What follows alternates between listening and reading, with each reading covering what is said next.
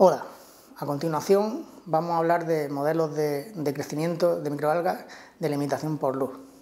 Estos modelos son una pieza fundamental para el diseño de los fotobioreactores en conjunción con los modelos de distribución de luz y de evaluación de la irradiancia promedio que hemos mostrado en el módulo anterior. Son los que nos permiten diseñar los fotobioreactores de manera que las microalgas crezcan pues, a una velocidad elevada y sean productivas y no estén limitadas excesivamente por luz. Los modelos de crecimiento lo que nos dan son funciones que nos dan la intensidad de la fotosíntesis en función de la cantidad de luz que están recibiendo las microalgas. Entonces, lo primero es saber cuantificar la respuesta fotosintética, o sea, saber de lo que estamos hablando cuando hablamos de respuesta fotosintética. Entonces, básicamente, cuando hay actividad fotosintética ocurren tres cosas en las que podemos fijarnos para determinar la intensidad de la fotosíntesis. Se genera oxígeno, se fija CO2 y se genera biomasa orgánica. Entonces yo podría fijarme en la velocidad a la que ocurre cualquiera de esas cosas, la velocidad que se genera el oxígeno o la velocidad a la que se genera la biomasa, para dar una respuesta fotosintética. Las tres respuestas están relacionadas por la estequiometría de la fotosíntesis, o sea, básicamente por cada oxígeno que se libera se fija un átomo de carbono.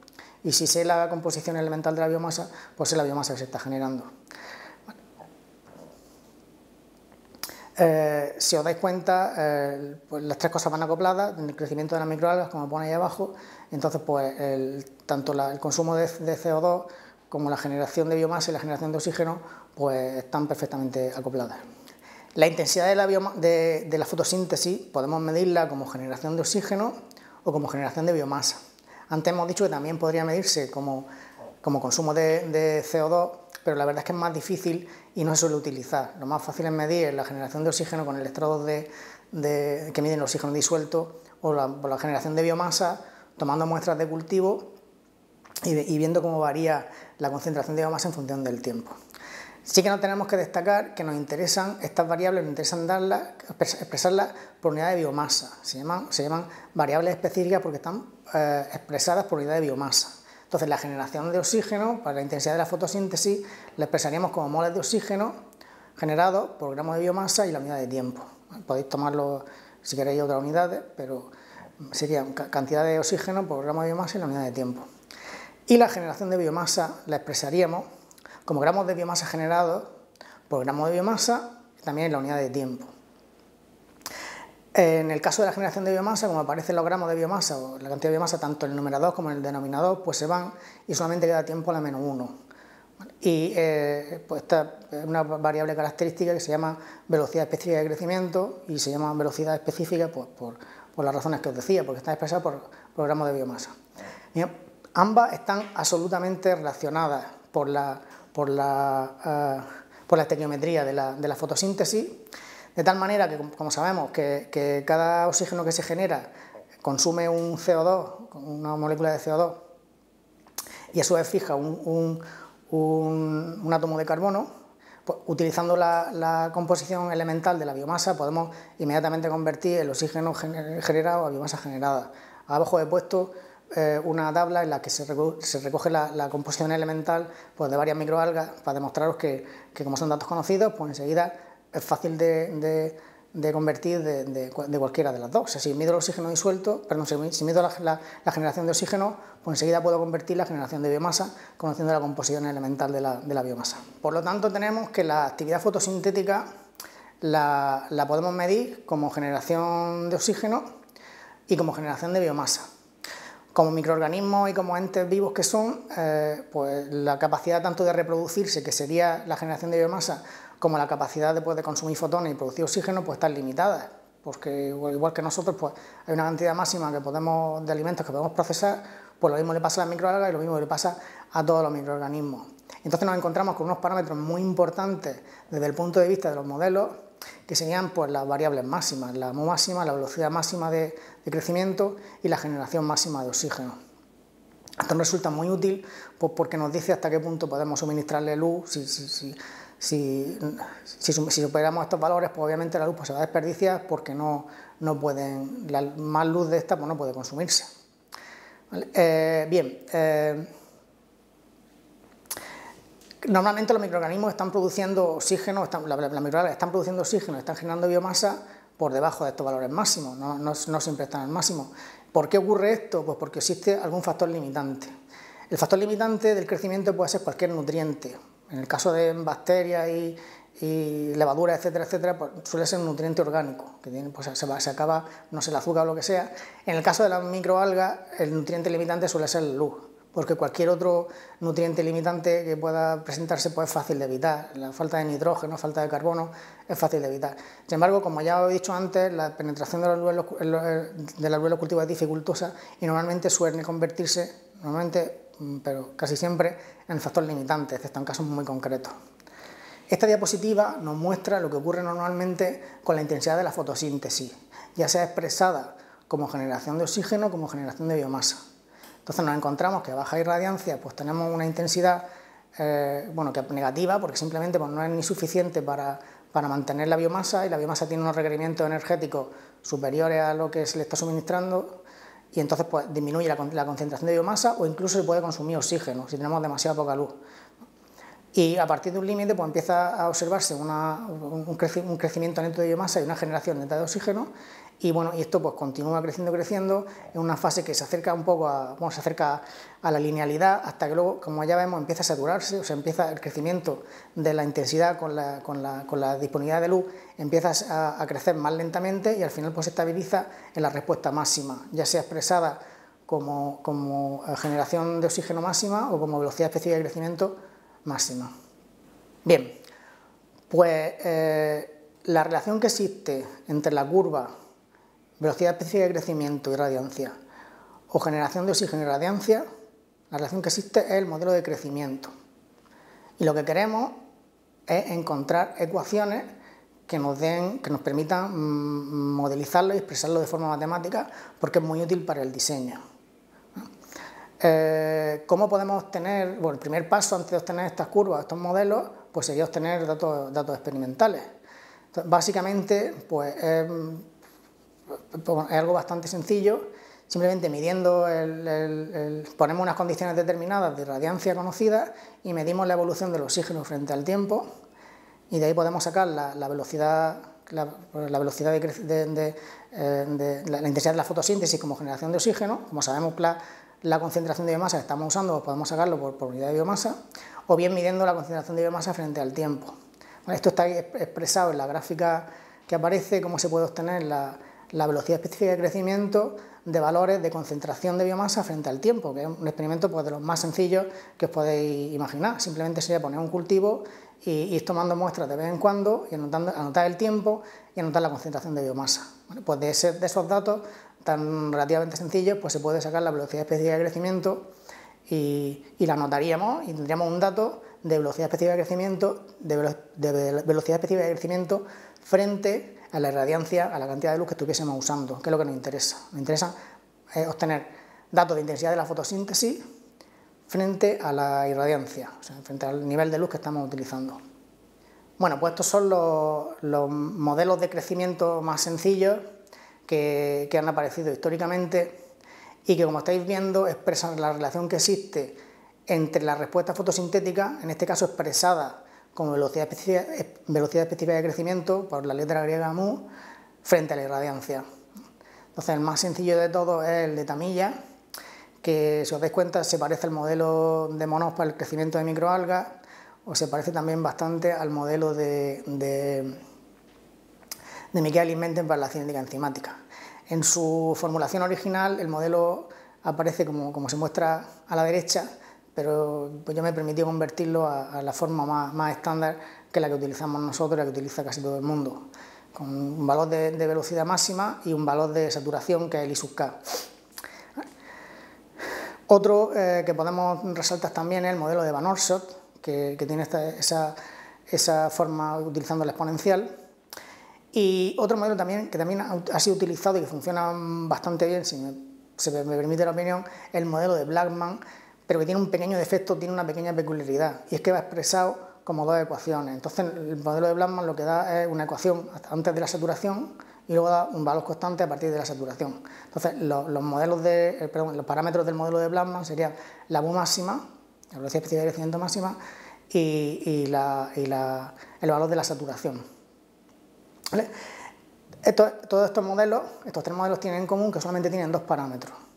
Dos parámetros, como digo, una velocidad máxima de crecimiento y luego otro parámetro que nos da la saturación, que nos dice si la saturación ocurre antes o ocurre después, o ocurre a irradiancias más altas.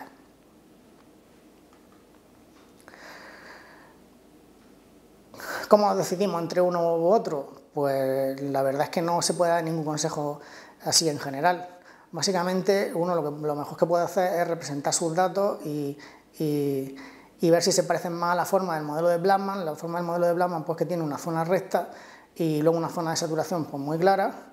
El modelo de Tamilla, que crece muy lentamente, si os dais cuenta, y el modelo de Van Orsot, que básicamente se parece también al modelo de Teissier de la cinética enzimática, por eso está puesto ahí lo de Teissier, pues crece un poquito más rápido. El modelo de Tamilla y el modelo de Monod, el modelo de Monod aplicado para microorganismos, tiene el defecto de crecer muy despacio, de acercarse a la saturación demasiado despacio. Bueno, lo he dicho mal, crece demasiado deprisa al principio y luego tarda mucho en acercarse a la saturación. Entonces, la verdad, esto pues no reproducen bien casi ningún dato, o sea, poca gente lo utiliza porque se aleja bastante. Si dibujáis vuestros datos frente con el modelo de Monod, pues, en este caso de Tamilla, pues veréis que se separa bastante de la realidad. Entonces aquí lo que se hace es coger el modelo pues, que mejor funcione. De hecho, los modelos de dos parámetros funcionan todos regular porque solamente tienen dos parámetros y por eso presentamos lo siguiente. Posteriormente surgieron otros modelos que incluyen un parámetro de forma, o sea, que nos permite variar la forma de la curva. O sea, uno de los problemas de los modelos de dos parámetros, pues que son bastante rígidos y no permiten variar la forma de la curva. Entonces aparecieron los modelos de Bannister, Molina y Camacho Rubio, cada cual con sus peculiaridades, pero que básicamente, si os dais cuenta, sigue apareciendo la velocidad de crecimiento máxima, la máxima en todo, una constante de saturación y sub K. En el modelo de Camacho Rubio una alfa, al igual que en el de Blackman, y luego aparece un parámetro de forma, que cambia la forma de la curva, que en el caso de Bannister es una M, en el caso de Molina es una N, y en el caso de Camacho Rubio pues lo llamó kappa, porque estaba utilizando letras griegas. Entre estos modelos no son equivalentes, cada cual tiene sus peculiaridades y elegiremos uno u otro según se parezca más o menos a nuestros datos. Por ejemplo, el de Molina incluye una zona sigmoidal, que ahí aparece muy débilmente, que se hace más pronunciada conforme se incrementa el parámetro n. O sea, entonces, una zona sigmoidal es que al principio crece muy despacio y luego se acerca a la saturación más deprisa, cuanto más grande sea el valor de la n. Y el modelo de Bannister no presenta esta forma sigmoidal, lo único que hace es que se aproxima más rápido o más despacio al crecimiento. El modelo de Bannister tiene la peculiaridad de que consigue al principio unos crecimientos lineales, o sea, una respuesta lineal entre la velocidad, la intensidad de la fotosíntesis, la mu en este caso, y la irradiancia. Eso es importante porque muchos autores dicen que al principio que existe una relación lineal, entonces es de los pocos que consigue el único que hemos visto hasta ahora, de los que consiguen una relación lineal al principio, o sea, a irradiancias bajas.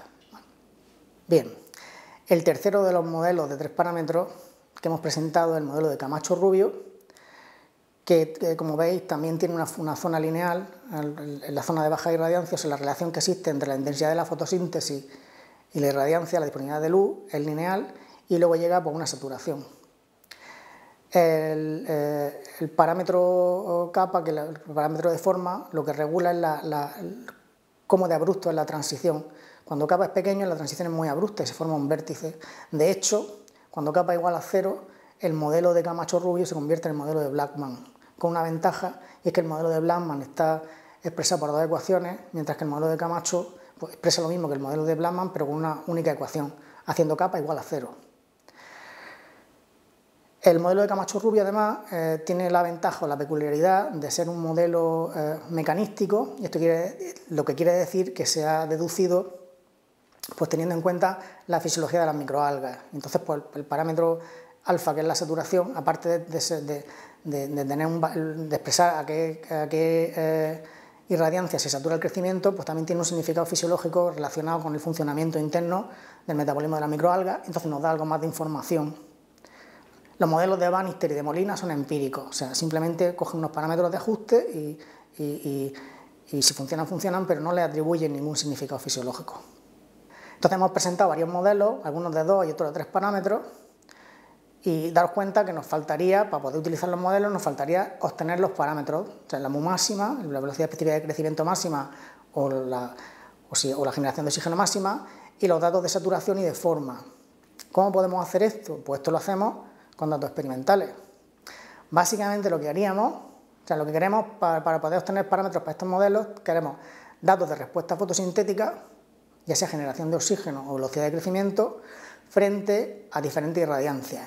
Entonces lo que haríamos sería poner experimentos con diferentes irradiancias, por ejemplo, aquí hay algunos modelos en el laboratorio que los puedo poner con más o con menos luz, ¿vale? En el exterior me lo tengo que ingeniar un poco más, pero también es posible llevar a cabo esos experimentos, y lo que hago es medir o la generación de biomasa o la liberación de oxígeno, y entonces sacaría pues bueno, ahí como pone la transparencia, a partir de las medidas de la concentración de biomasa frente al tiempo, pues como ya hemos indicado antes, es posible sacar la velocidad específica de crecimiento, y entonces pues obtendría datos de velocidad específica de crecimiento frente a la irradiancia, que es lo que aparece ahí.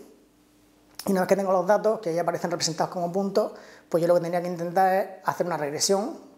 Tiene que ser una regresión no lineal en la mayoría de los casos, nadie se asusta porque es un procedimiento estadístico absolutamente asequible, y bueno, y lo que pone ahí en la transparencia, pues que yo he probado 2 modelos y uno funciona mejor y otro funciona peor. Uno se acerca más a los puntos y otro se acerca menos a los puntos. Entonces, pues obviamente pues elegiré el que más se acerque a los puntos. Esta sería la forma que tiene, o el aspecto que tienen unos datos de velocidad específica de crecimiento frente a la irradiancia. O sea, yo he puesto varios experimentos, cada vez le he ido poniendo más luz y he medido la velocidad específica de crecimiento. Tengo mis datos y simplemente pues lo que haría, yo de hecho lo que hago, o lo que he hecho otras veces, es probarlos todos, hacer una regresión no lineal a todos, a Damilla, IVA, Steele, Van Orso y Molina Grima, y entonces pues elegí el que más me ha interesado. Las regresiones son bueno, ahí tenemos unos coeficientes de regresión, yo cojo el que tenga el R cuadrado más largo, más cercano a 1, pero a veces también conviene darle un vistazo porque a las representaciones, pues porque es obvio que algunos modelos representan mejor que otros, aunque los coeficientes de regresión sean más grandes. Bueno, y finalmente, por recopilar, lo que hemos hecho es que hemos presentado modelos de crecimiento de limitación por luz, hemos presentado modelos de 2 y 3 parámetros, habéis visto que son ecuaciones algebraicas, que son sencillas, que representan la intensidad de la fotosíntesis en función de la disponibilidad de luz, y bueno, y son muy útiles, no son imprescindibles para el diseño de los fotobioreactores, porque es lo que luego nos permite, pues, en el próximo tema, calcular las condiciones de crecimiento, la concentración de biomasa a la que hay que operar para tener una productividad máxima, que es lo que nos interesa. Pues nada más, muchas gracias.